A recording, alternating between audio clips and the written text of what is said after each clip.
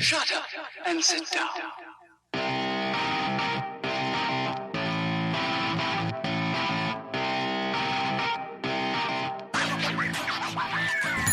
Hi, Sharon, thought I'd give you a ring. It crossed my mind, so now I'm wondering if you're not settled in. You might like to meddle in some adrenaline pumping, pedaling. Oh, dolls, I thought you'd never ask. I'd love to get my hand behind some handlebars. You are listening to another episode of the Dialed Podcast with Matt Legrand, Sir Ian Gibson, Lance Hepler, and Jake Von Turing. Tip of the day: talk does not cook rice, so quit yapping and get to it already. You can watch me whoosh by on my push back, my tush high and my thighs bumping away. Seems like a sweet deal. Listen, 3 wheels, yet I still steal the show from your Camry. On my bicycle, that was icicle. I immediately regret this decision. Hi, welcome back to the Dial Podcast. I'm Jake Punter. I'm here with Lance friggin' Hepler. Lance friggin' Hepler. In studio. Frickin' it. Frickin' He's frickin' it. Frickety lickety splittity. Whoa. All hopped up on What am I drinking? Spindrift. Remember we used to ask, what you drinking? What was it? That was an Evan thing. Yeah, and we haven't been doing that lately. We got a couple Spindrifts, and I'm kicking it with the Kirkland. Because nobody cares. What are you talking about? They care. Clearly. The king has spoken. Okay. Nobody Disparaging cares our what we're sponsors drinking. like that. They care. They care. Kirkland sponsor. All right. To his right, the one only, Sir Ian Gibson. Gibson. Hello. The king has spoken. No British slang. Bugger, bollocks, Wanker. damn. Yeah, no, Tossy I don't have wanker. anything. Sweet. All right, and Matt Legrand. What's up, ladies and gentlemen of the internet? You guys look fan-freaking-tastic. All right. Excellent. Moving right along. Back pedal. Matt, go. I finished out the 100. I think the podcast that we did, it was thank you, everyone. So we've been doing this challenge. If you guys haven't been paying attention to all the dialed stuff, it's 100 days in a row starting on January 1st, an hour or more of biking. I did that and then promptly took a couple days off of biking. I've biked once. And you've lost all your fitness already. Yeah. Oh, yeah. Well, there wasn't that much fitness there because you can bike an hour a day and still not gain that much fitness, which I did. But yeah, I biked Sunday outside. It was gorgeous, and biked with some old triathlon buddies. And I mean, having 100 days of fitness in your legs is not bad. No, it's not. It's something. That's good. You know, it wasn't a struggle out there. So there's that. And been running and swimming a good bit. So back pedal. Moving along. Well done. Well done. Dodgy wankers. I mean, dodgy wanker. Dodgy wanker. wankers. Gibbo. Gibbo. Back pedal force, bud. Weather up here in the Pacific Northwest has been gorgeous Yeah. this last week or so, finally. So, I've been riding my bike. Sweet. Sunday, actually went back to the Salvi shootout. First time in probably 6 months. Wow. It was spicy. Yeah. It was a good turnout. It was probably 40 guys. That's good. Yeah, we lapped the island at like 26, 27 miles an hour. Almost made it to the end of the lead group. Got dropped with about a kilometer to go. It was hard. How do you But it's a great ride. I love that. How do you compare that Savi shootout to the Tucson shootout we did as the team when we were in Tucson? Big, totally different. Well, the Tucson Tucson isn't was flat. way bigger. There's a lot. Yeah. How many was there? It was 200 Yeah. in So it's nowhere near like Salvi that. Island on a big day is probably like 40-ish maybe. 50, maybe? Maybe Yeah. 50. I think the major difference is the Tucson is got some elevation to it. So when that Yes. thing kicks off, you're immediately on like a 3-4% steady climb.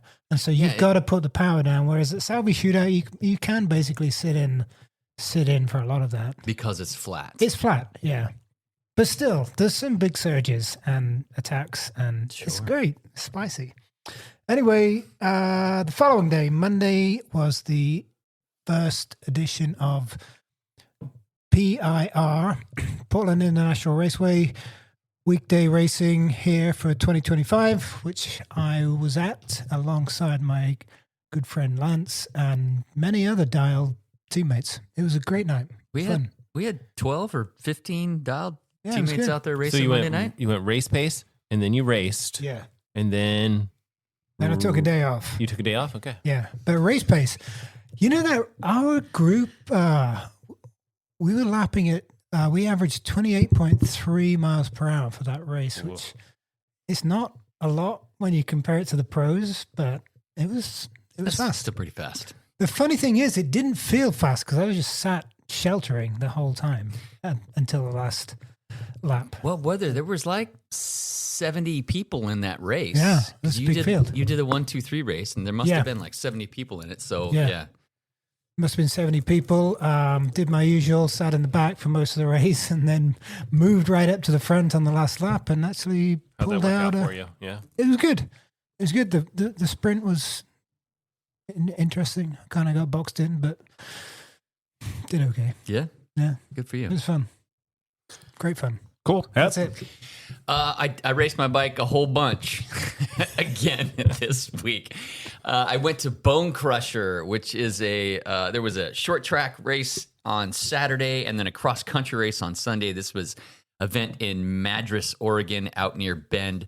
The Saturday short track, it was a 1 mile lap that we only did it was a 20-minute race. So it was full gas, go as hard as you possibly can. Short track race. I love short track racing. I enjoy it very much. I think I'm fairly decent at it, but I got my ass kicked. You know, all the bin guys. It was because I'm racing Cat 1 now. Yeah. And so it's different in Cat 1. And I only lost, I guess I shouldn't say I got my ass kicked.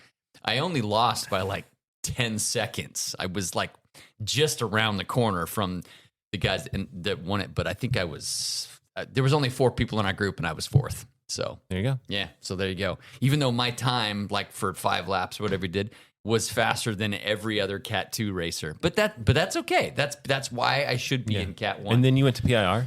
No. And then Sunday was the cross country mountain bike race. How was that?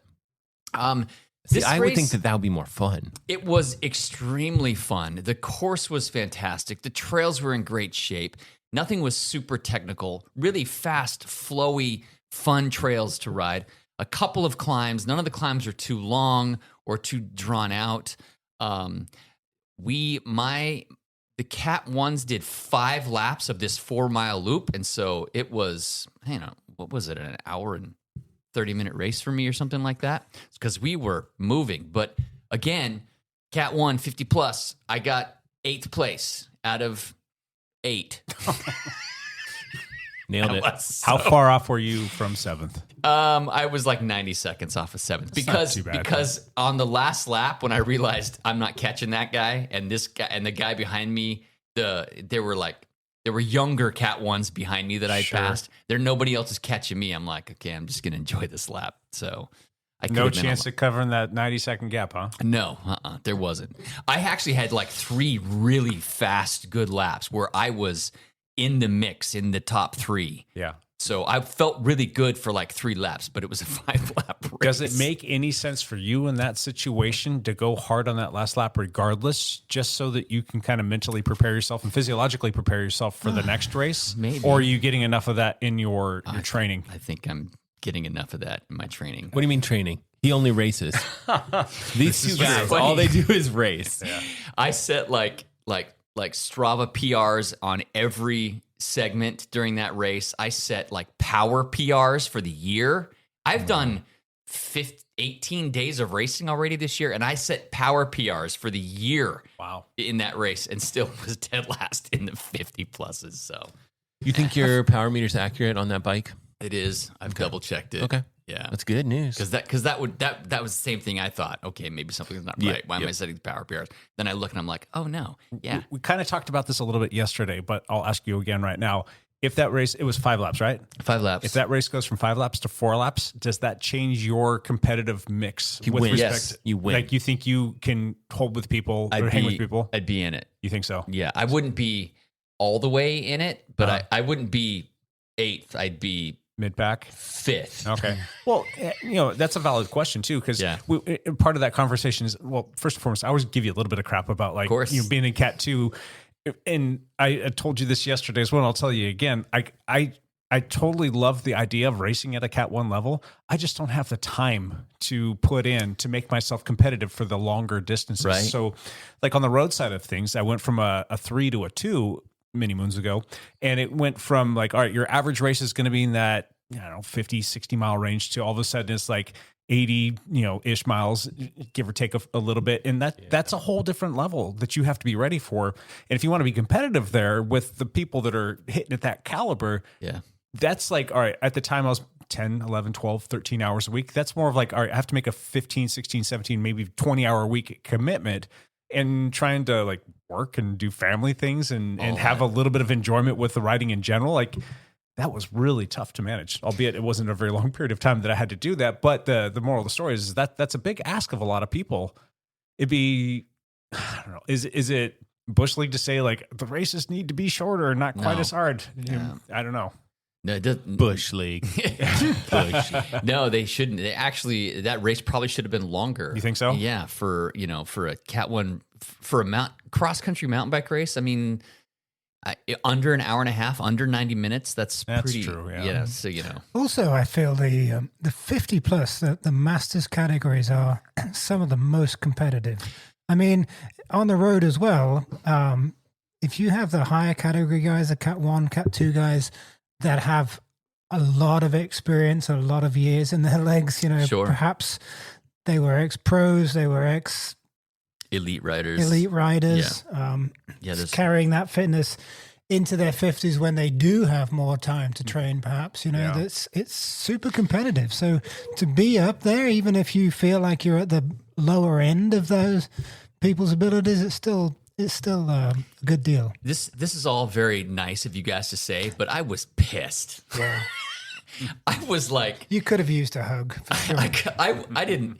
I felt really bad afterwards for a couple days. I'm like, I've had a great winter of training other than the crash and my wife's injury, but I've had a great winter of training. I'm putting out really good numbers. I'm feeling really fast. And then I go out there and just get freaking slaughtered. And I'm like, what more could I do? I don't really know. I don't think being beaten by 7 guys is being slaughtered. No. Okay, that was the entire field. But if twice, if there were 16, 20 guys out racing that day, that doesn't mean you would have been in 20th place. But doesn't it? But what if it is? What if it could be? You can still take a fun approach to it, though. I mean, maybe it's time to take a look at your training plan and what you're doing and see how that can be altered so that you can get a slightly better result. I mean, hire a coach. There you go. Yeah. I know someone. Seriously, like maybe it's time to switch it up a little bit and try a different style of training to see how that lends itself to you. If you can increase like your durability and your endurance, and it's a durability issue for sure. Yeah, maybe that's what you need to do. And you do a crap ton of sweet spots stuff. Maybe it's time to back off that a little bit and change it up a little bit. I don't know. I haven't done a sweet spot workout since I started racing. Because you're racing all the time. Also that. I mean, you're not going to stop. You're Lance Hepler. You're going to keep doing what you're doing. You're going to race all the time. Doing the races. You're going to race all the time, and then when you go out and train, you're going to go for KOMs. You're Lance Hepler. That's what you do, and it's fun and it works. It does. That's and you're true. just going to have to sacrifice. Sometimes you're going to get 7th place. It's part of the brand. So that's right. That's part of my brand is race too much, not that fast. But what did I do after Sunday when I drove all the way home and I woke up Monday morning? PIR. I went and did PIR, and I didn't just like go do the race. I rode to the race. I rode to PIR, which is like 12 miles. You raced your guts out. You probably threw up. You probably threw up some salsa somewhere, and then you rode home. Then I rode home. I wonder why you feel like crap the next day. Who knows? Yeah, I did do that. So yeah, that was PIR. Yeah, I actually had a blast at PR because part of it was no race. Like I had no expectations. I did not expect to do well at all. I'm here for the workout to go fast, maybe to help some teammates, maybe to see how this folds out, and just kind of roll with it. So I ended up having a really good time. I had 5 teammates in my field. I raced the 4-5 field, and there were 5 of us in there, which was also great. And there was a point where I ended up doing like 2 or 3 laps sitting behind 3 of my teammates who were all just like blocking wind for me. And I'm like, oh, this is fantastic. It's just the way it kind of worked out. Yeah. And so I'm like, okay, I'm just going to rest here until the final lap. I got in the perfect position on the final lap, right on my teammate Jin's wheel, who ended up winning the race. Nice. And I'm on his wheel. I'm like, okay, this is perfect. There's 500-600 meters to go. I'm on Jin's wheel. We're moving pretty fast. Team Oregon was trying to like lead out one of their guys, so it was all going pretty fast. And I thought, okay, this is perfect. I'll just sit on Jin's wheel and I'll just let him pull me along and we'll see how it goes. With like 300 meters to go, Team Oregon sat up. You got swamped. So the whole field slowed down and we got swamped. And when we got swamped, the whole field just like pinched in and I got pinched right off of Jin's wheel. Now, could I have been way more aggressive to stay on it? I could have. And I was like, No. F this. This is a 4-5 race. I'm not going to let one of these guys crash me out. So, yeah, I dumped it. Perfect. So, yeah. Good. I still got a like, good workout in. I did get a good workout in. And I had a good time and I saw all my buddies. And so it was fun to be there. So, anyway, holy crap. I didn't want to talk this much, and I still just because I raced 3 times. Jake, how was your Part of your brand. It's part of my brand. Race all the time, just not fast. Unlike all y'all, I did not race. Well, I guess Matt didn't race either. But I did ride outside a couple times, and I'm just kind of enjoying the fact that's back on the calendar for me. I'm really loving the whole not being on a trainer thing. And as a matter of fact, we did our lab lunch ride yesterday at lunchtime, and that was just beautiful outside. It was lovely. And it was so nice to be able to like carve that into the middle of the day and get a ton of work done in the morning and get a bunch of work done after that and be able to, like, when I came home, take care of some of the family stuff, but then know that I can just relax for the rest of the evening. I don't have to go sit on the trainer for an hour and however long on top of that. It was just a good feeling. And then we didn't do the flogging ride last week. It rained decently well. It wasn't nice. Bummer. Yeah. I still have not been able to make it back to the Tuesday night gravel ride yet. My bike still has a couple things I need to get done to it, but the other part of it is my son's been running track and field, and that just happens to be when all of the events have been landing is on Tuesdays. Yep. So I didn't see you there on Tuesday. I'm sure you were there. I was there. I was sitting in sure you were. bleachers melting. But my son, I was out on the field running around. Just a quick little side note on my son. He PR'd on the, what was it, the 100? 100? Yeah, he's 11.47, I think. Was fantastic. So he's like now getting like a look at for possibly getting pulled up to do some of the varsity stuff maybe there. Boy. He PR'd the week before that in his long jump and his triple jump, and he's been asked to fill in for some people that have been injured or missing for different reasons for doing the 4x100. So he's really kind of finding his own. It's kind of fun to watch your kid find something. Track and field's good sport. Yeah, fall in love with it. So I held my high school triple jump record for 22 years. Wow. What was the distance? 45.10. Wow. In high school. That's big time. Yeah. And then some dude came along and just smoked me. Yeah. I know it's kind of funny. Like you start to like search up some of these things just to see like how they actually do this and what the nuances are. And you start to see some of the records. And I think I saw a record. It's like over 60 feet now. Yes, the world record is over 60 feet. That is insane. The guy that I saw do that he looked like a spring, but it was so effortless, and he just glided through the air. I'm like, they get so much distance. Yep. It's amazing. Pretty amazing stuff. So, and they're all like 10 to 100 meter runners, which is why they jump so far. Jeez. Yeah.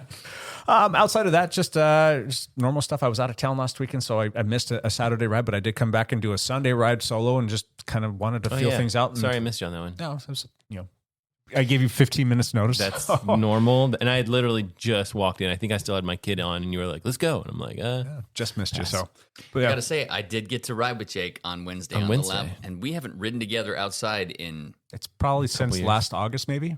It's been a long, long time. Yeah, it's been so that was lovely to be able to ride with Jake. Yeah. You got to come to the flogging ride tonight. You got to postpone your I'm trying to come to the duties. ride. He can't. He has a job. He is he's waiting staff at a fancy My wife's having house. a little get together tonight, and I believe I'm on like servant duty during the event. Butler.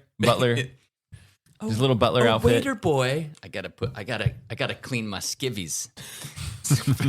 I gotta wear my budgie smugglers for the yes, you do.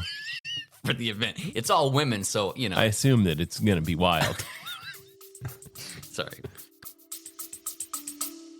Stay with us. We'll be right back. Hey, quick question for you. Are you someone who wants to be fit, healthy, and happy? And what if I told you you could get your dream body by simply just listening to a podcast? I'm Josh. And I'm KG, and we're the hosts of the Fit, Healthy, and Happy podcast. Listen, we get it. Fitness isn't easy. Carbs, no carbs. Just stop, okay? It doesn't have to be that complicated. And that's why we made this podcast. We get straight to the facts so you can become your best you. So the way to check us out is click the link in the show notes or search Fit, Healthy, and Happy podcast on any of the major podcast platforms. We'll see you soon.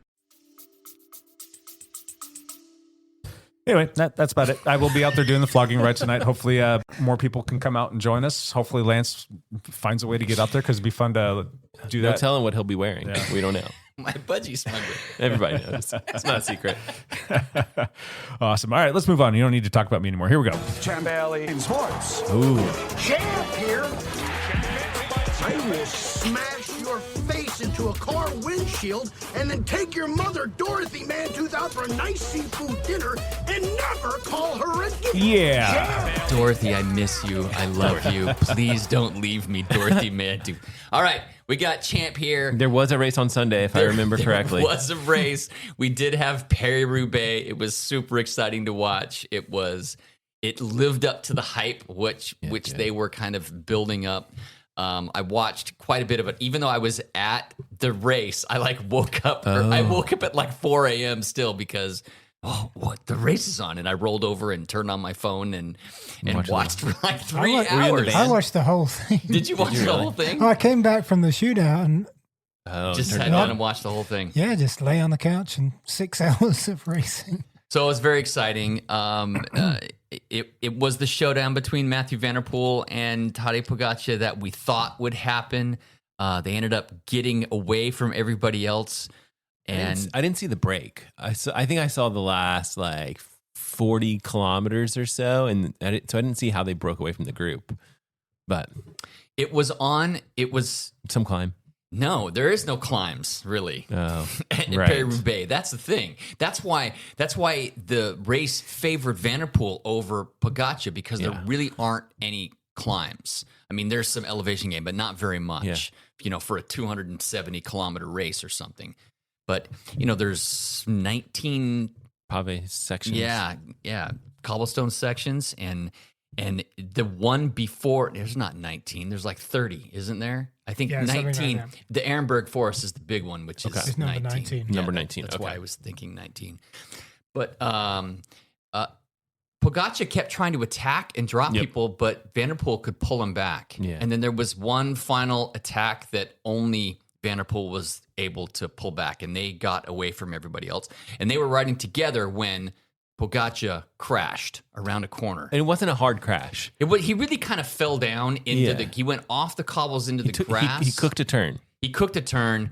The motorcycle in front of him hit the fence. Really? Yeah. And the motorcycle kind of crashed. Yeah. And he was following the motorcycle. And so he went into the grass and fell over. It wasn't really a crash, but when he got up, his chain was off. Yep. And it took him a while to get his chain back on. And also the crowds run out there and try to help him. And it just seems like they're in the way. Yes. But anyway, I mean, who knows? Maybe they're great. Maybe they're helpful, but.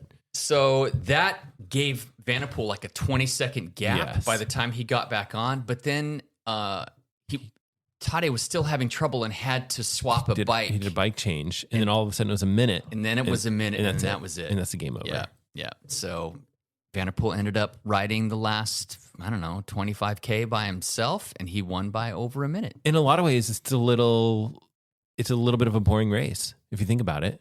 Two guys broke away. They battled a little bit.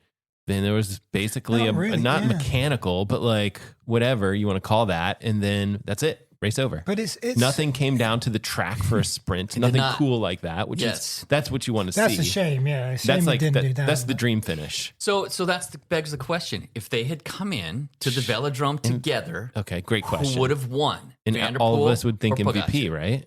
I would think MVP. Yeah, for sure. I mean, Pogačar can sprint. I've seen him sprint at the end of races. He can sprint, but it's at Milan San Remo and he blew. But what happened to Pogačar was that happens all over that race. True. Everybody flats, everybody crashes, everybody has a mechanical. MVP won because he was the strongest, but also none of that stuff happened to him. So not true. when he was off the front by himself, he also flatted, but he had like a 10-second bike change. Did you see that bike change? Yeah, it was like a thing of beauty. It was like almost like a planned, like, let's switch bikes. It was so smooth. You know how they do like in like a time trial, sometimes they'll switch off bikes, but the other thing, it was too bad that Pedersen had a mechanical, because he would have been right up there. Yeah. He was in the group with the lead and flattered on a cobble section. Yep. And so that was it. Yeah. Yeah. I thought it was a good race to watch, but in a lot of ways I'm like, I agree. It lived up to the hype, and the hype was like, it's going to go these two guys versus each other, and it lived up to that. I think. But the drama happened before the velodrome. Yes. Yeah.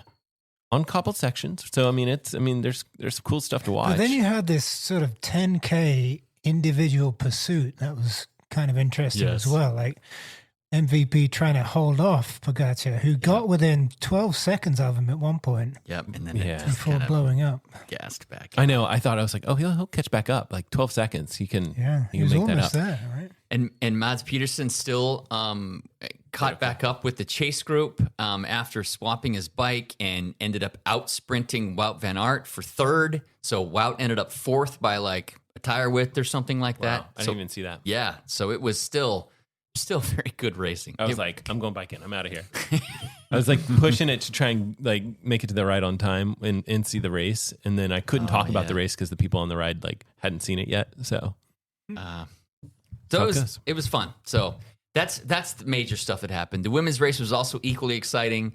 Pauline Ferrand-Prévot, who just won the Olympic gold medal in mountain biking, she showed up and ended up just riding off the front of the group and soloed in for like the last 30K, and she won solo. So good for her too. So exciting race there too.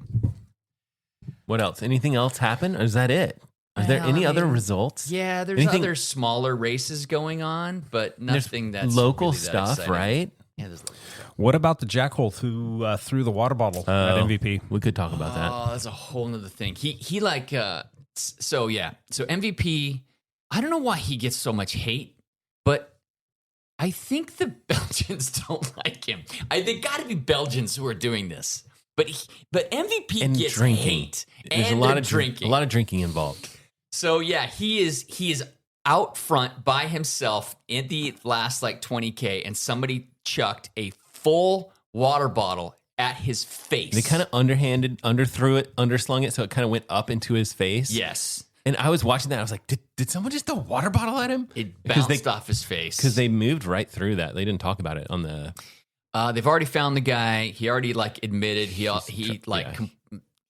completely apologetic and said what a loser he was for doing something like that. He's in trouble. But he's going to be in trouble. He chucked a full water bottle at MVP's face. And there's other shots of people throwing beer on him too. Oh, really? At the same thing. So I think he was really pissed because he's like, no, we're taking this guy to... We took a water ball in the face. I'd be ticked off too. Yeah, but I mean, a lot of times you see these riders and they're like, there's two ways to do it. It's like, hey, we're not going to talk about this because we don't want to like encourage more people to do stupid stuff. Yeah. And they kind of like hush it down or whatever. Or the other side, which is kind of the way that things seem to be going, is like, nope, there's going to be articles written about this. We're suing this guy. Like, we're taking him, all this stuff. Yeah. We're taking him to court. Like, we're pursuing this. Like, the team's getting involved, and like, it's a mess. It's a mess. It is a mess. You just don't want to see that. You want people to be respectful, but man, fanatics are called fanatics for a reason because you're not thinking rationally. It reminds me, like, I think there was 3 or 4 years ago, Chris Froome getting like piss thrown at him, and Mark Cavendish. I feel like same thing. It was like they were disliked. Yeah, getting spit at, getting people throwing beer, people throwing glasses of urine at them. Yeah, that's happened to all those guys. Yeah. So, but there's some kind of hate for Van der Poel from the Belgians because he's Dutch. There's a lot of this in professional sports, in spectator sports, especially in Europe. I mean, if you go to a soccer match over there, there's a lot of your life in your hands at a soccer match hate and violence in England. But the difference is, with road racing, those fans can stand right at the side of the You can road. touch In them. the road, you can touch them. Yes. Whereas a soccer match or whatever, you're in the stands. and there's a 10-foot fence Yeah. with barbed wire above it. In certain places. Right. So Yeah, the guy but people get tribal. People get, I think it was because this was a Dutchman outriding their Belgian favorites. Yes. There are tens of dollars on the line, people. The stakes are medium. Yeah. The guy who threw the water bottle actually turned himself into authorities the day after the race. And when asked, why did you do that? And he said, I can't give you a good excuse. I can't give you a good reason. It was just stupid. And I deeply regret what I did. So, I mean, at least he's a little bit, the moment is like, oh, freaking A, here, Vanderpool. Whoop. Yeah. Bottle out. And he did issue a formal apology to Vanderpool and wrote him a letter or something like that. And he wanted to make sure he got that across first. And he said, at the same time, I realize that I have to apologize to every rider or cycling enthusiast for this. Vanderpool was, let's see here. What did he say here? He's like, the question was asking myself, he keeps asking the question of why did I do that? And he just says to himself, I have no explanation. It was an extremely foolish impulse. I can't explain it in any other way. So he's drunk. Probably alcohol. Yeah. Maybe it's probably something to do with that. I don't know. Just stupid people. That guy's mom got to him, it sounds like. You're going to write him a letter and you're going to apologize. Yeah. And then maybe ask him to send you a bottle. Yeah. Yep. They said they arrived around 11 o'clock and they had a drink in the tent nearby. So I didn't read the rest of it. I just had one drink in the tent. Yeah. Right. I say the same thing to my wife. Okay. Oh, and he said, yes, one drink involved. I have to admit that I had a bit too much to drink. So yes, alcohol was probably. Okay. Anyway, I mean, think of a sport or something where like, you've got somebody who's like your arch enemy. Are you guys that much of a sporting enthusiast? I mean, no. It'd be like a Red Sox seeing like a Yankee player come through and like you can slur. Remember the first baseman who got tackled by the father and son at was it a Yankee game or a Red Sox game? I think it was something like that. I can't remember what it was, but like a father ran out with his like adult son and they like tackled the first baseman and they both went to jail, of course. They had to be tackled, but like they stormed the field and like tackled the Yeah, I mean, I can see like that tensions getting high because you like come to like hate the other team, but it's like really you hate them. I mean, yeah, you can dislike them. That's fine. I mean, if there's sports teams out there I don't care for, or players I don't care for, but really enough to like throw stuff at them or hurl slurs at them, or I don't know. I just don't get it. Anyway. I actually feel like if you're the more of a fan of the sport you are, the more you realize that these things aren't a good idea when you're like, don't get close. Yeah. Like, don't, let the racers race. Sure. Yeah. I don't know. Yeah. Idiots. Idiots. All right. Anything else on that? Anything else, Champ Champ? out. All right. Champ is still here. Exactly. All right. So we've done all of that fun stuff. Hey, guys, I mean, is it worthy of playing that, or do we need to just play first? We didn't get any EPOs. We didn't get any EPOs this week. Yeah, so we'll give them a teaser. That's all you get because you didn't send us anything. No EPO chain mail for us or you this week. How are you going to beat a person on drugs if you're not on drugs? Wait, did you just admit to being on drugs? That's a good little intro clip. Yeah, you're not losing 15 pounds this week, anybody. Yeah, send us some more messages. It was hot and heavy last week, and this week it was crickets. But I guess that's just the way it goes. Maybe it's just too nice outside, and everybody's out riding their bikes instead. So let us know what's up. Ask us questions. Use that little function on the old podcast player that you're using, and call it good. Moving on. Topic for this week: bucket list. The word of the day: bucket list. The bucket list. Bucket list. We were starting to talk about some stuff ahead of time. We started talking about all these different things, and we were talking about what we were trying to, come up with our topic for the day. And I'm like, there's all these bucket list things, so let's just do a bucket list, and it can be just about anything. So, Matt, do you want to kick us off with a absolutely. Topic? Let's kick it off.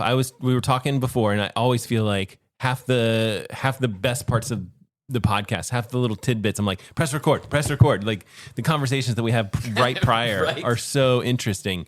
But I think the conversation that we were really talking about was like, we started talking about Sea Otter, and that's what's going on recently this week in cycling. And all of us, I kind of went around the table. Was like, is that some place you would want to go? Is that was that something that you would want to do? Like, I would want to go check out all the stuff that's there, what they have going on. And it's not that far from us. We're on the West Coast of the United States. And so that was the question. I was like, what about you? What about you? And everyone was like, yeah.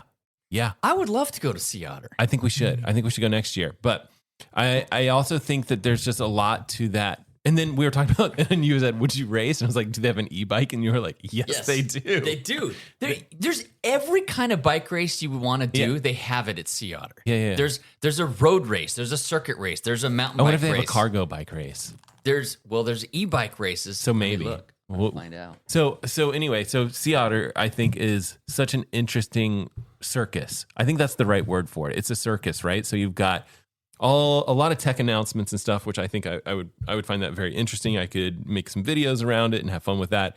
There's ridiculous amounts of races, every single race imaginable, but do they have a cargo bike race? Probably not. There's e-bike sections in like 2 of the mountain bike races and the gravel race. Oh, cool.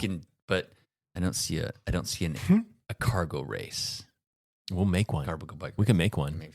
I would love to go down there to race. That would be great. They've got everything going on. You know, the thing is, the expo is so big. Yeah. And it's an outdoor expo. It's an outdoor expo. It's around the racetrack.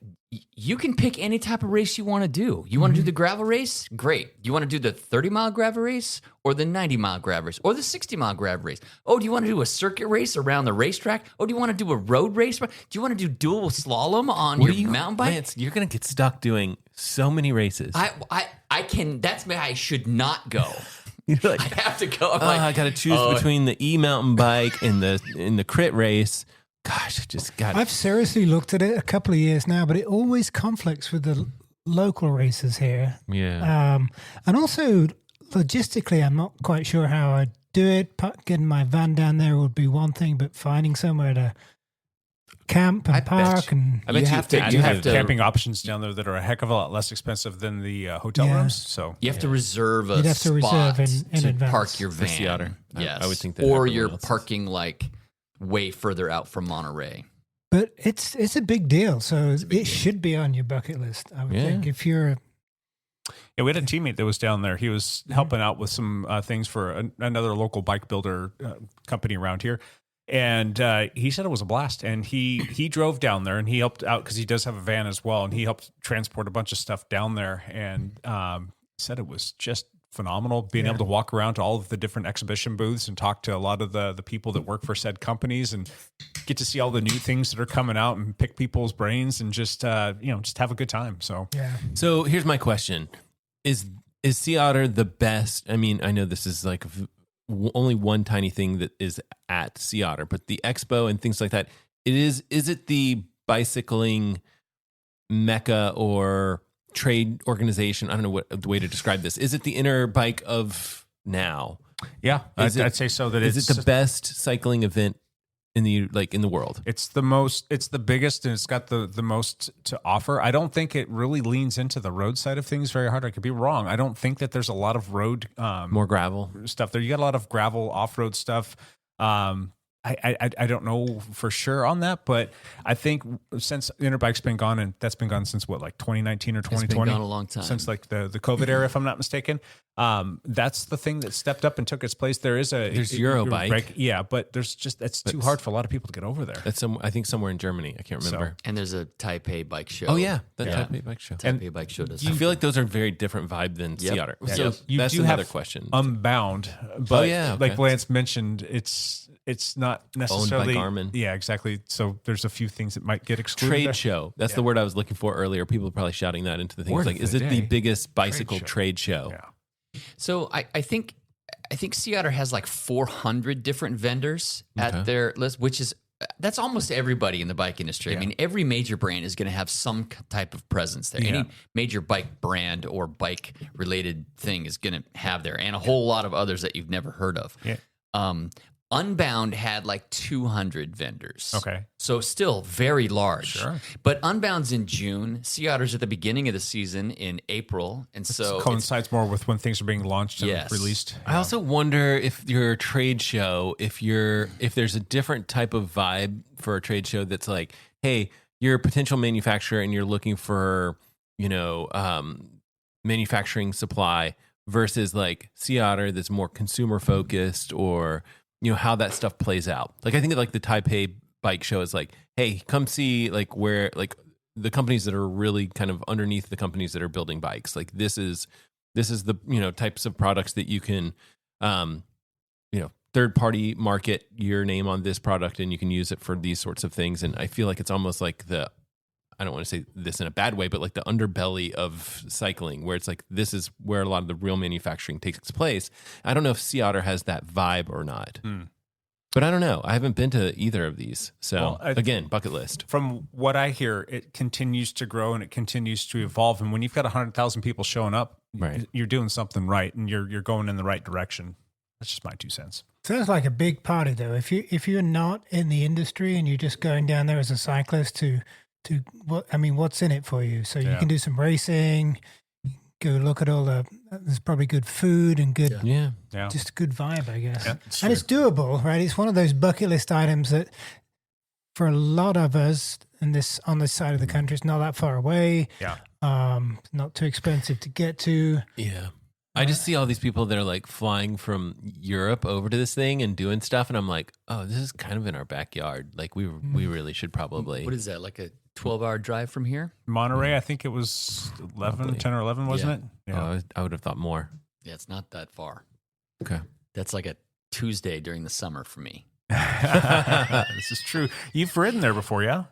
I have. I've ridden Big Sur quite a bit in the area, just not in the area, Sea Otter, but I've never actually been to Sea Otter again because it conflicts with local races. But after my performance this last week, maybe next year I'll go to Sea Otter. There you go. Just a quick tangent. We kind of talked about this right before the podcast with respect to Sea Otter. Is there anything that was released there or that was spotted there that kind of caught your attention?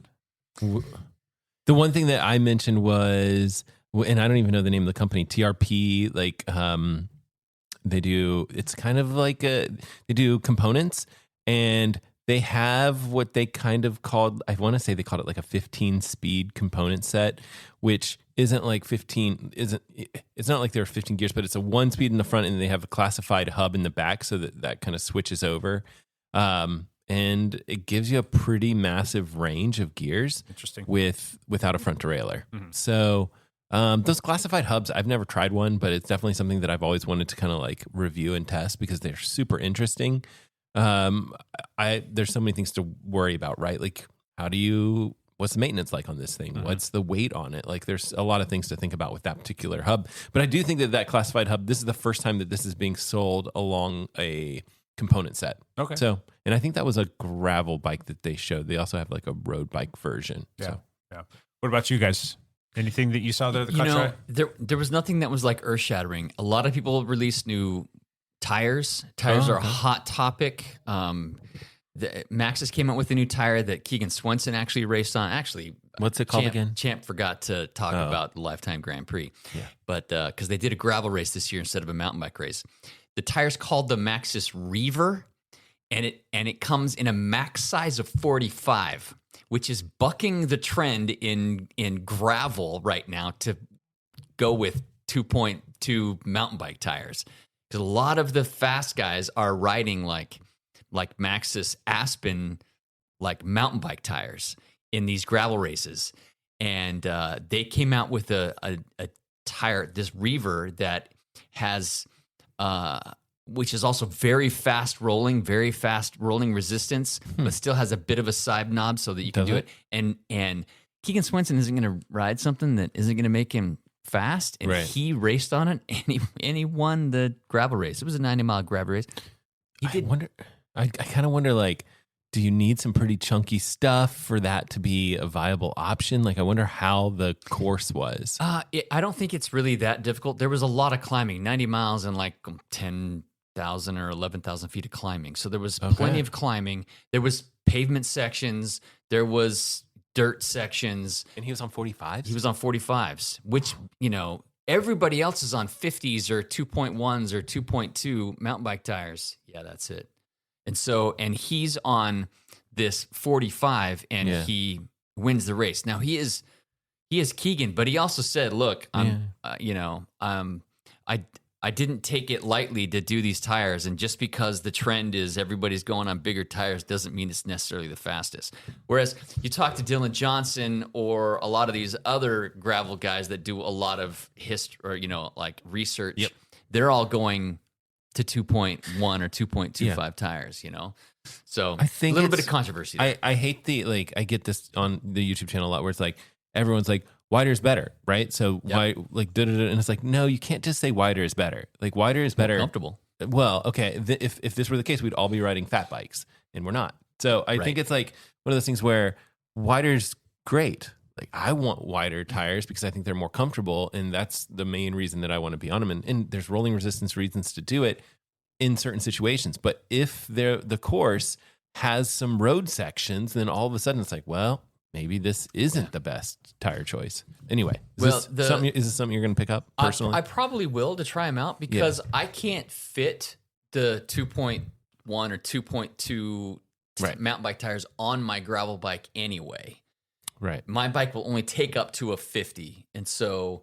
and what do you usually have? Like what's on there right now? I have a Specialized Pathfinder Pro, which is a very fast rolling tire, and that's a 50. Okay. I have that on the rear, and I have something else on the front. Okay. But these tires might be a nice little option for sure. I'm excited for you to try them. Yeah. So just real quick, I mean, Keegan is sponsored by Maxxis, correct? He is. Do you think that maybe it's just by chance the best tire they had available for him, or are they purpose building tires for him based on his input? And I don't think it's that either. I think everybody else is on Maxxis Aspens. They're all not all, but that's one of the very popular gravel race tires, even though it's a mountain bike tire. And so Keegan has raced the Maxxis Aspens all last year. He had him on his bike, but this year he's going smaller to the 45 to this new Reaver, and he still won. So, no, he is Keegan Swinson. He is Keegan Swinson. Put him on some GP 5000s out there, some 28s, he'd probably win there too. So I don't know if you saw the end of the gravel race, but he was trying to drop Matt Beers in the last 5 or 6 miles, and he just beat him by 10 or 12 seconds. And he emptied himself so much that he crossed the finish line and puked his guts out. That's lovely. He puked as he crossed the finish line. He was trying to post up. He took his hands off the bars and put his arms in the air to post up while he crossed the finish line, and he had to go right back down because he puked everything up. And then there's Lance on the side going, "You're my boy, Blue. You're my boy." That was pretty funny. And then he had to roll to the side, and he puked 3 more times while all the photographers are taking pictures of him. But anyway, interesting. It made me feel better about myself for some reason. All right, more bucket list stuff. Ian, what do you got? Anything? Yes. Sorry, on the spot. He's like, freaking Lance is talking. I'm in a good position right now because I've got, I've been cycling for many years, many decades, and I've been through times where a lot of people I know are going through right now, where you've got a young family and you've got a job and you just can't get out and do these things. Yes, there's a lot of stuff right here in the States, but there's so much in the broader in the broader way for a cyclist to do. I'm thinking of the Alps, going to Europe, and I don't think any of us have ridden the Alps, any of the 4 of us. I have. Ian you has, have, of course. Okay. Yeah. So that's where my heart lies, kind of thing, is to get out and do some of these really iconic stuff over in the European Alps. And we're just lucky we're in this sport which is so huge and it's got so much history, and so these bucket list items, they're everywhere. They're there for the picking. There's a lot to choose from. So, yeah, the European climbs. I've been over to Italy. I've done the Stelvio Pass, which is something I would recommend for anybody to do if you can get over there. It's so incredible. Gavier Pass, all of that stuff. So my bucket list I am still to do is to get back over there and do the Galibier and do the Tourmalet and do the Ventoux and do the Alpe d'Huez. So for Ventoux, can you just go over there and ride that, or do you need a permit, or No. is it open, or are there It's cars just on there? open road. There's cars on there. Yeah. Okay. Now, some of the things they do, like the Stelvio, and I want to say there's a couple of those climbs where they do close it off to traffic at certain times of the year. Like I was over there 2 years ago, and we did what they call the Stelvio Day, and it was closed to traffic for the whole morning. And so it was you and about 3,000 or 4,000 other cyclists, that's awesome. all going up this amazing, iconic climb, and totally open to traffic. The other thing I did last year was a ride in the Italian Dolomites called the Zella Ronde. And again, they close the road to traffic, and you go over these 4 alpine passes, and you can just, the best fun is coming down the other side, because you can totally take the racing line and just rail it down these alpine passes without the fear of meeting a car coming up on the other side. So it's good. There's a lot more to do over there. I am going back to Mallorca in a couple of weeks' time. So it's incredible riding over there. A lot. Where do I start? Yeah. So let me ask Lance the same question, but it's almost like asking or trying to figure out what to get somebody who has everything. It's like, where do you want to ride? Asking somebody who's probably ridden just about everywhere. Is there something that's still on your bucket list that you have not done yet? I've never ridden the French Alps or the Italian Alps. Okay. I haven't ridden that much in Europe at all. And so, man, I would like to go ride some of those Alps. Yeah, I'd like to do that. I haven't done that yet. Ian and I have been to Tenerife, which was a bucket list place I want to go. And that's been fantastic. It was totally worth it. Ian's going to Mallorca here in a couple weeks. I'm trying to wrangle my schedule so I can join him. I haven't been able to pin that down quite yet. Yep. But even in the U.S., I've been lucky enough to do some of these really big races. I've done Unbound a couple times. I've done Steamboat. I've done Rebecca's Private Idaho. I've done some of these, big races. And there's a few others I would like to do, like Iceman Cometh in Michigan, or Paris-Roubaix. That's also a huge. Paris-Roubaix. Where's that? It's in Michigan. It's like 6,000 racers. It's already happened. Yeah, it's like springtime in these big gravel races. Some of those are very cool, but I think that I would love to be able to explore more of Europe. That's a no-brainer. I mean, for me, I'll throw some things out there. This is all kind of probably low-hanging fruit, but I mean, these are just the things that as a cyclist, when you watch these things on TV or you see the people going up these climbs, you want to go do that. So like the Swiss Alps, of course, Tuscany, Majorca, Tenerife, like you guys have just been. I want to do those so bad. And I think at some point in time we'll get over there, but there's still a lot here in the United States that I would love to go do, whether it be for a ride, a race, or just a cycling event. I mean, Lance has been to Bentonville. How friggin' awesome is that? Incredible. Yeah. So I need to go do that. And I've been to like Sedona, and that is amazingly beautiful. And I remember talking to one of our teammates, Chris Hull, and he lived there for a while. And he's telling me like, he was just like, he like literally was glowing when he was talking about it. The mountain biking is phenomenal there in Sedona. So I want to go do that kind of stuff. So there's just so many things. And my big problem is I just don't have any freaking time. So my bucket list is to find time to go do all of these things. So Yeah, I mean, you're not alone. That's the point I was making, that you can do these things perhaps when you're young, but so many people are struggling with the same kind of stuff. Maybe not quite as busy as you, but with family commitments, financial restrictions, all of this stuff. But there are options here in the States, like you were saying. Yeah. Aside from like the cycling stuff, I do have a few bucket list things that don't require me sitting on a bike. I really want to go watch a stage of the Tour de France. Yes. And more importantly, I want to go and I want to take my camera and I want to get some sweet action shots or get some cool video of these guys doing their thing.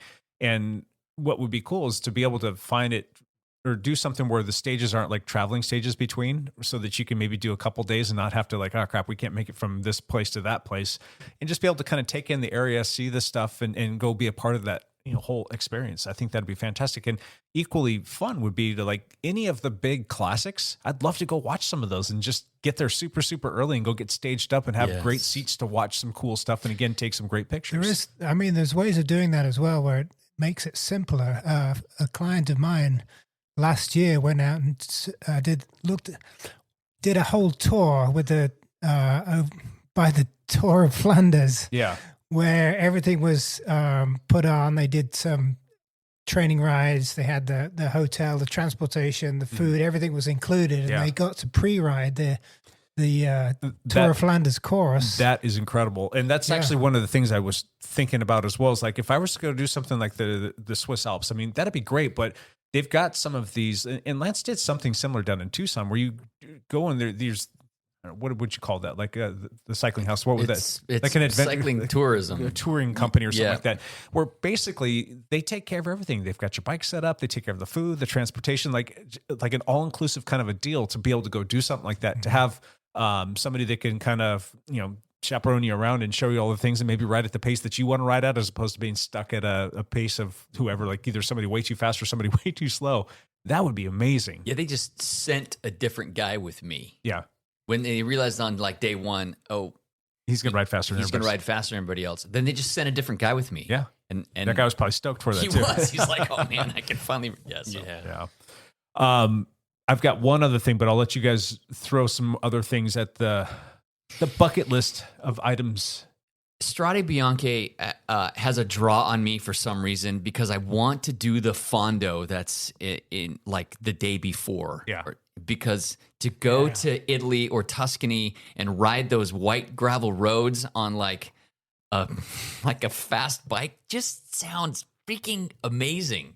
So I'd like it to be in July instead of March or whatever it is. But regardless, Strade Bianche sounds interesting. I'll come do that with you. Sounds good. You keep doing all of these things because one day I will have some free time and I'm going to nail you down to take me to all these places and you can be my chaperone. You can show me around so that I don't have to go figure out a lot of this crap on my own. Gotcha. Ian, you got anything else? Matt, you got anything else? Again, over here in the States, there's some big events. I mean, cycling's a huge deal in this country, right? Sure. So Lance and I recently went to 2 races down in the Southwest in Phoenix and in Tucson, both of which were huge events. And just being a part of that sort of size of event, it's pretty exhilarating to be there with 1,000 other cyclists, all with that same purpose, that same all just drive, as excited to be there as you are. All Yeah. as excited, and just to see everybody down there and be part of that, it's totally cool. Like that race in the Phoenix area, the Valley of the Sun. Yeah.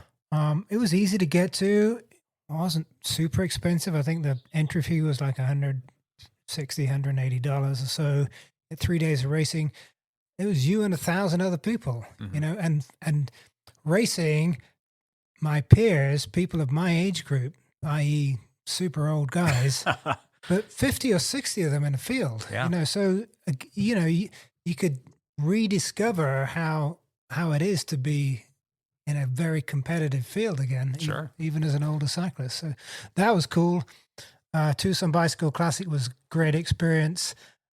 So much going on in the Tucson area, right? Tucson Shootout. You should go and do that sometime. There's a 100-mile race, the El Tour de Tucson, that happens in September in Tucson, and that's a race with 6,000 people in it. So aside from the fact that they've got good weather, with the exception of summer just being hot as hell, what is it about Tucson? Is it just that's because a lot of cyclists go there in the wintertime and that's because it's a great place to ride? That plus the cycling infrastructure that's there. Okay, so where did that come from though? Why did that city decide we're going to lean into the cycling infrastructure stuff and we're going to make it freaking awesome? Why can't we get that more? You got a big university there. Yeah, that's true. So, and I think that when you have a big university, you're thinking like, these kids need to bike around to their classes, so they need to have cycling infrastructure. U of A is like it's a big campus, but the kids aren't like Tucson's a pretty big place, and that cycling infrastructure is all over. And then you've got these like dried out like river side.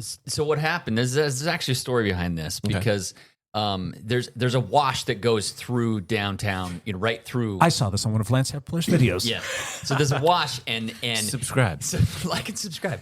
So when they were building the walls to keep the wash at bay, they decided to put cycling lanes next to the walls and access, instead of just like fencing off the whole, like the LA River in LA, right? It's all just like gated off and fenced off and all cement. Well, when they tried to fence off this wash through Tucson, they decided to make either side bike lanes because they had access to it, and they had, I don't know who funded it, but they ended up funding the thing. And so that's why there's 130 miles of cycling lanes specifically for bikes and equestrians and walkers. Yeah. But it was built there for that purpose. So having done that, it just expanded. So do you think that was just a lucky decision? And maybe somebody rides a bike, hey, maybe instead of just like, chain linking it off, what if we made it into a bike path or a trail or some sort of multi-use thing? That's a good question. Smart decision by city planners. Yeah. Because plenty of other municipalities will, just look right past that and say, like, how can we secure this, and how can we keep everybody out, and how can, I think the weather was the draw for January, February, March for those, people that go there to ride, and realizing that they could actually lean into that probably caused them to want to put more infrastructure in. Thinking about the tourism that comes in there specifically to ride bikes, I mean, that's got to be a big grab for them. It's got to be a big grab. It's interesting because they probably miss out on a lot of the like snowbird people that are coming to Scottsdale or Phoenix or wherever, because it's there, it's warm or whatever. I'm guessing they get a little bit less of that because Tucson's at altitude, a little bit of altitude at least. They're not like super high. It's 2,500 feet. But I mean, if you're old and you're going somewhere to be somewhere warm, you're not going to Tucson as much as you're probably going to Phoenix. Not as much. That's changing. You think? Yes. Because the cheapest spot in Arizona to go is like Yuma, which is on the border, right on the border of Mexico. Yes, I've been there. Yeah, and it's been a while. It's not nice. No. I mean, you go there for the sun. That's it. It doesn't have like the infrastructure that Tucson has. And Tucson is only like a third the size of Phoenix. Yeah. Phoenix is way, way bigger. I would have even thought Tucson would be even smaller than that. But it might be. But still. That sort of phenomena self-perpetuates, though, in a way. That you start off with a bunch of people going down there because it's a cool place to train. There's Mount Lemmon there. The infrastructure's good. Mm-hmm. And then people hear that scene is getting bigger and bigger, and I want to be a part of it. There's 5,000 or 6,000 cyclists living and training in Tucson. You want to be part of that thing as well. Yeah. Well, let's see here. Portland, we're Portland adjacent. We're pretty damn close. Has always been known as a cycling friendly city. I would say we used to be known, but I would say that if you look at like the last 20 years, Tucson is slowly climbing. Yeah. It's getting even more cycling friendly, whereas Portland, it's kind of going down in that. A lot of the bike paths and places that you have to ride are either being overtaken for a myriad of reasons. There's the number of cars here has greatly increased, and it's just not quite as easy to get around. At least in the last 10 years since I've been here, it's changed a fair amount. Would you say that Portland is still a destination for people to go and ride? I mean, I think in the spring, summer, and fall months, it's absolutely stunning here. I mean, I can't think of a better place to ride in the Pacific Northwest than around here. If you start thinking about all the different rides that we have. Do you really want to go ride like through Portland anymore? No. I don't. But it's not like it used to be. July, August, September, you cannot beat the Northwest for cycling. Correct.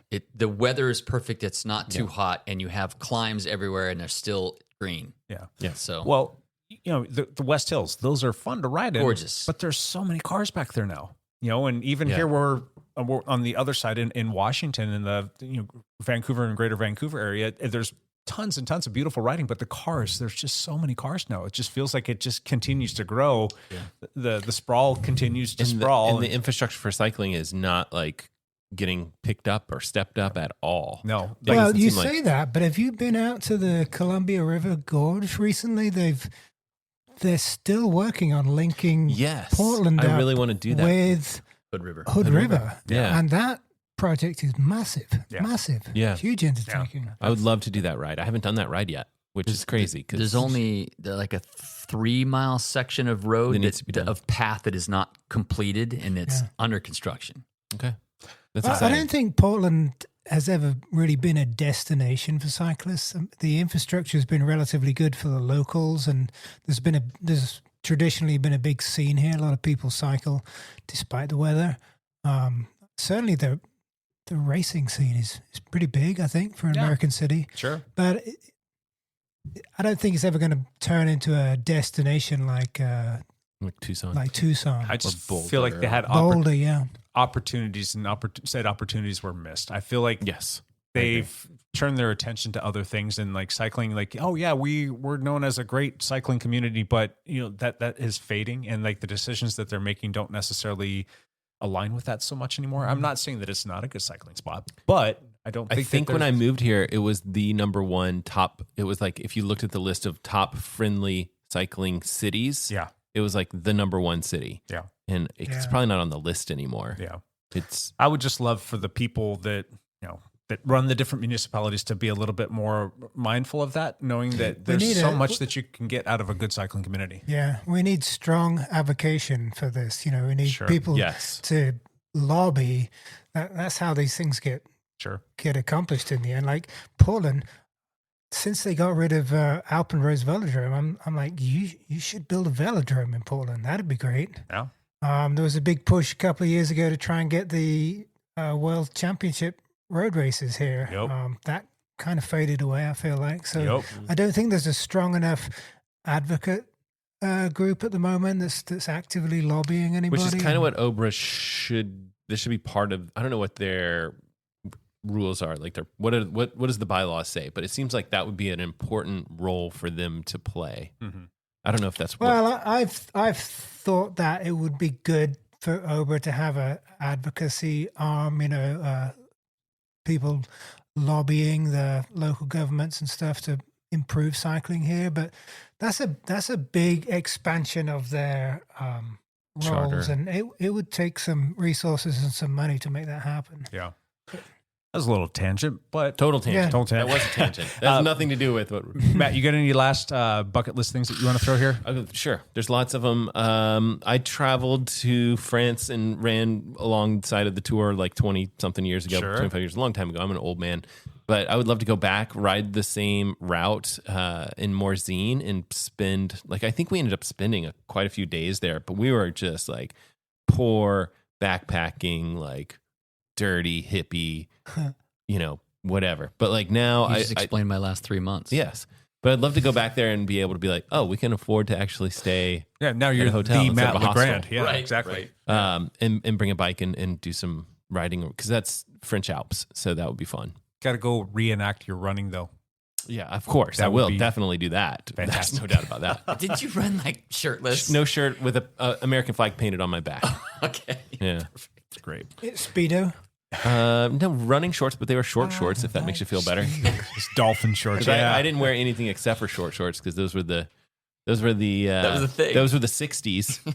in the 1960s back then. So that's what we wore back then. All right, here's my last thing for the bucket list. And again, this isn't going to be like a ride or a destination or anything like that. Have you guys ever watched that TV show, like How Things Are Made, or How It's Made, I think it's called? Like, I'm always fascinated by that. And it's just kind of neat to see how things come together.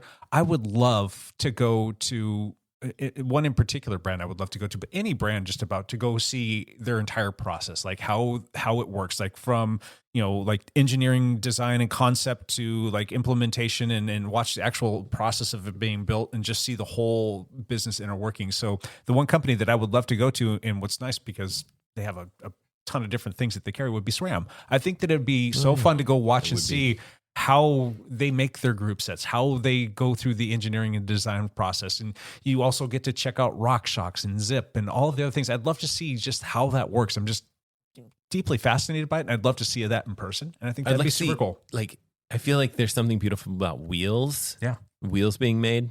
So something like NV wheels being put together. Exactly. They're cool. so like precise, and they're so like perfect. I'm like, how do you keep the tolerances so close to like zero and make such a great, fantastic product? It'd be really neat to see how that all comes together. So I don't know. That's just sounds me, like a good YouTube video. Nerdy, dorky brain. Cool. Do you guys have anything else on that front? Any more bucket list crap? That's it. Crap full of bucket? No. Bucket full of crap? All right. Let's. So many good events. It's hard to nail it all down. But yeah. Podcast next year. Podcast coming from Sea Otter. Right. There you go. Be on the lookout. All right, let's do one last Subscribe. Like and subscribe. One last thing, Matt, you want to go? I posted a video about Apple Watch bands. I finally got this video out. Yeah, that was great. And of course, it didn't do as well as I'd hoped it would do, but it's doing okay. And you guys all need to go check it out. It's about, I think it's called Your Apple Watch Band's Not Going to Kill You, probably is the name of the title, because your watch band has these PFAS chemicals in there, and how worried should we really be about that? Spoiler for the video, you shouldn't be that worried about it because, you're not really like, just because it's on your wrist, very small percentage of that watch band is going to be, dissolved and absorbed by your skin. So in the video, I try to run some math and be like, okay, let's go crazy and be like, you dissolve the entire watch band in a year and your skin absorbs half of that. We'd like run the numbers with like because this is all based on Apple being sued by a little group of people that are worried about PFAS. And there was this study from Notre Dame where they were like, hey, yeah, these watches have PFAS in them, these watch bands. And so Apple's getting sued about it. And it's like, well, how worried should you really be? And the answer is like, it'd be hard to absorb that much PFAS into your blood from your watch band. But anyway, it's a fun video. You should check it out. Next video is going to be about a smart ring called the Luna Smart Ring. I'm not as excited about that video. So what watches are you wearing today? Today I am wearing the Apple Watch Series 10, and this is a new one that I'm reviewing called the OnePlus Watch. It's the OnePlus 3. I was watching you kind of fidget around with that or play around with that. It's pretty cool. I haven't really done a lot of Android Wear watches. This is like the Android Wear OS. And this one does pretty well. It's got pretty good battery life comparatively to a lot of these watches that get like 1 or 2 days. This one gets like 4 or 5 days, and it's pretty nice so far. And I'm testing it, and I'm seeing some slight questionable heart rate data. I need to look into that. And then I didn't love it as a swim watch, but this is not a swim podcast. So tune in for that video. It'll probably be out on YouTube in about 3 weeks. That's my guess when I'll eventually get to it. Gotcha. Cool. Yeah, that was a great video. I enjoyed watching that. And dude, you edited the crap out of that. That thing was so beautiful. Yeah, except for you spend so much time on these things and you're like, no one's watching. Did it make you happy? Were you happy with it? Parts of it. There's parts of it where I like really enjoy like making some sort of chart or something like that in After Effects and spending time in After Effects, and I enjoy that. So some of it's really good. And you replied to me too. That was nice of you. I didn't even remember what you said. Do you know what my handle is on No. that? Exactly. I've got some anonymity here. So you guys have no idea who I am. So hopefully I was nice, but I probably wasn't. You're always nice. Yeah, cool. If you haven't watched that, go watch it. And Matt's getting really stinking close to 40K. Oh, that's right. Yeah. Probably in the next couple hundred. I'm going to guess 2 or 3 weeks. Okay. So, or people are going to listen to this and they're going to go subscribe. They'll jump on it, and then I'll be right there. 40K subscribers. Yeah. Good for you. I think Lance is equally close to 1,000, just about ready to get monetized. It's like 670. I'm not that close. Yeah, I'm 470. That's good. That's one little banger video. It's over 100 since the last time we chatted, I think. Yeah. That's good. That's good growth. Gibbo, one last thing, bud. My one last thing is I'm super stoked to be back out at PIR. It's where all racing bicycles started for me 8-9 years ago. It seems to be the beating heart of Portland, Vancouver bicycle racing, at least on the road side. I just want to encourage more people to come out. It's so much fun. We had a load of teammates out there, but outside of that, you get to socialize with people from other teams and people you've seen out on the road, and it's just good. I spend all my time before the race and afterwards talking to all these different people. Great chance to catch up. I want to give a big shout out to Jin Daikoko for winning his race. Boy, Jin. Awesome. Nice work. It was a massive field when the Open and the 50-plus guys were combined. I think Lance's race, the 4.5s, the combined field was probably 60 or 70. Yeah. My guys, the 1, 2, 3s, 50s plus Open combined was probably 60 or 70 riders. It was huge. So getting yourself to the front and winning that race is no mean feat. Yeah. And everybody kept the rubber side down, yeah? Yeah. Yep. It was close. It was close. In the final sprint, I felt and heard that horrible sound of another guy's wheel on mine. Yeah. And I kept going, and I was convinced there must have been a big pileup behind me, but there wasn't. Saved it. Good. That's what you got to do. Just keep going. Yeah. Do not look back. So Jin did great. Tim Dorman did great. He got 6th in his field. He's out there. He spent all of last year injured, recovering from injury. Yeah. He's back in form. He's got a brand new bike. He's looking good. And so many of our dial people had a great competitive race out there. And big thanks to Jake Von During for supplying us with another season pass. I think we get 50 free race entries, right? Yeah, that's where we're going to start. We'll probably end up being able to do a few more if need be. Perfect. Yeah, they did raise the prices this year, and it's of no fault of their own because costs are going up. Yeah. And I think he mentioned something about they didn't have some of their sponsors back, but we want to support the sponsors. We want to support the team. So, yeah. I think PIR, the venue itself, has raised their prices significantly. So it's much harder for those guys to turn a profit on that. But Gotta it was love great those turnout. public parks putting it to us. Yep. Yeah. But when the weather's good, like it was on Monday, you have this incredible turnout. It's not, the races were like started at 6:30, 6:45. So we only raced an hour. Yeah, a lot of 50 people minutes. can get out there after work, and it's close by. So Sure. love to see you. Cool.